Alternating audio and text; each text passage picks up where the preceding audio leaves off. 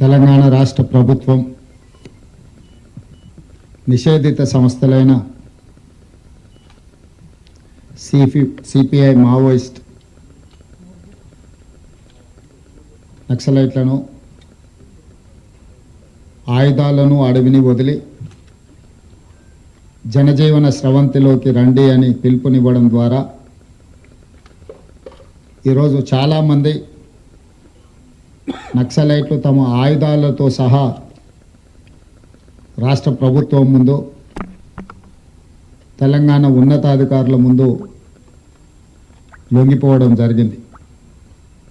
ఈ కార్యక్రమంలో ప్రధానంగా తెలంగాణ డీజీపీ శివధర్ రెడ్డి గారు, ఐజీ సుమతి గారు, grand additional DG Anil Kumar గారు, additional DG intelligence Vijay Kumar గారు, వివిధ హోదాలలో ఉన్న పోలీస్ అధికారులు ప్రత్యేకమైన కృషి చేసి నక్సలైట్లకు ఒక నమ్మకాన్ని కలిగించి ఈ ప్రభుత్వము వాళ్ళ ప్రాణాలకు ఎలాంటి హాని కలగకుండా వాళ్ళ ఆరోగ్య భద్రత విషయంలో, ఆర్థిక వెసులుబాటు విషయంలో, జనజీవన స్రవంతిలో కలిసిన తర్వాత వాళ్లకు జీవించడానికి అవసరమైన వసతులను ఏర్పాటు చేయడంలో ప్రభుత్వం సంపూర్ణంగా సహకరిస్తుంది.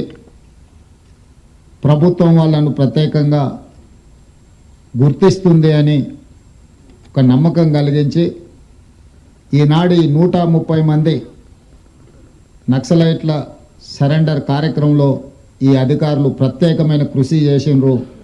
ముఖ్యంగా శివధర్ రెడ్డి గారిని, ఐజీ సుమతి గారిని తెలంగాణ రాష్ట్ర ప్రభుత్వం తరఫున నేను అభినందిస్తున్నా. ప్రపంచంలో ఎక్కడైనా శాంతియుత మార్గాల ద్వారానే ప్రజా సమస్యలకు పరిష్కారం దొరుకుతుందని బలంగా విశ్వసించే దేశము భారతదేశం. రవి అస్తమించని సామ్రాజ్యం ఉన్న బ్రిటిషర్స్కు వ్యతిరేకంగా మహాత్మా గాంధీ గారు